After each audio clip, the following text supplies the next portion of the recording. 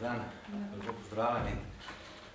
Kot je bilo najavljeno, bom seveda komentiral danes predvsem izjavo Evropskega komisarja Olli Rehna glede stanja v Sloveniji, ter tudi predsednika Evroskupine, ki je nastala na podlagi sestanka Evroskupine, ki je bil včeraj. Treba je se razumeti to izjavo v smislu priporočil, ki jih je Evropska komisija dala Sloveniji leta, kaj mora narediti do oktobra leta 2013. Ugotavlja se prvič, da je hitrost sprejemanja ukrepov nezadovoljiva, kar z drugimi besedami pomeni, da se ukrepi predvsem na področju konsolidacije javnih financ ne sprejemajo dovolj hitro.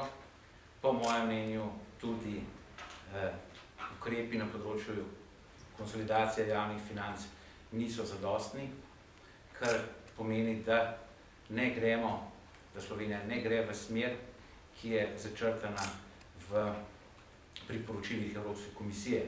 Kot veste, je treba dati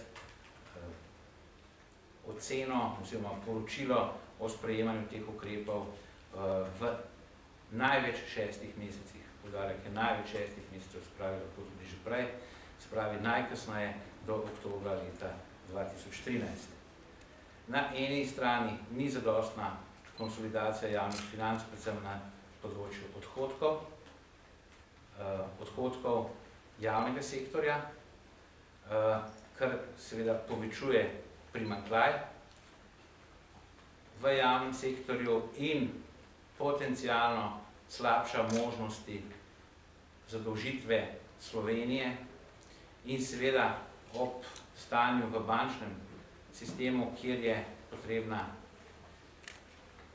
precejšnja dokapitalizacija bank, seveda zmanjšuje tudi možnost zadolževanja po ugodnih obrestnih merah, še posebej, če spremljamo obrestno mero za 10-letno obveznico.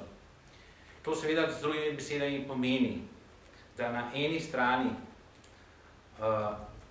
se ne sprejemajo ukrepi dovolj hitro, na drugi strani pa se sprejemajo ukrepi, ki vplivajo na pogoje ljudi, predvsem v smislu večje obdavčitve, večjega davka na dodano vrednost, ter seveda tudi napovedanega davka na nepremičnine.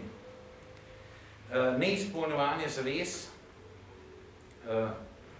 Evropske komisije, Evropske centralne banke in Mednarodnega denarnega sklada seveda pomeni, da je s tem dejanjem Slovenija dobila, po mojem mnenju, še en popravni izpit, še eno možnost popravnega izpita. Bojim se, da je ta zadnja možnost, kajti če do oktobra ne bo Slovenija konsolidirala javnih financ in sanirala bančnega sistema, bodo ti ukrepi mnogo hujši in, bom rekel, tudi bolj neposredni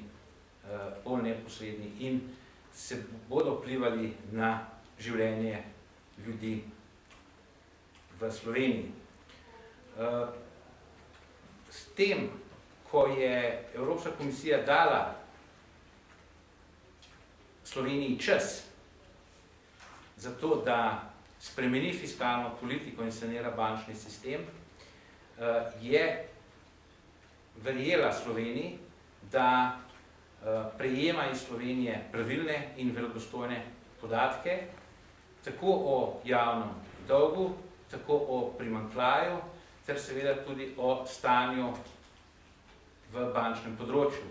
Iz nekaterih izjav je razvidno, da Evropska komisija dvomi, ne moram reči ne verjame, ampak dvomi v verodostojnost teh podatkov, kar seveda pomeni, da ima ona sama različne podatke, drugačne podatke in da njene ocene Evropske komisije temeljijo na drugačnih podatkih, kar seveda pomeni, da da je Slovenija v veliko slabšem stanju, kot danes prikazujemo, kot je prikazano tudi strani sedanje vlade.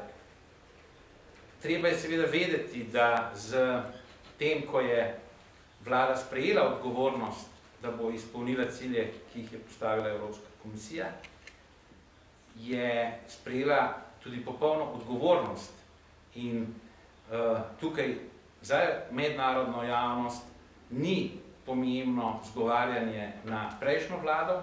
Ta vlada bi lahko že prvi dan, že 10. dan, 30. dan, kadarkoli sprejela drugačno ekonomsko politiko od prejšnje vlade. Jo ni. Tudi zaradi tega, ker je bila prejšnja politika dejansko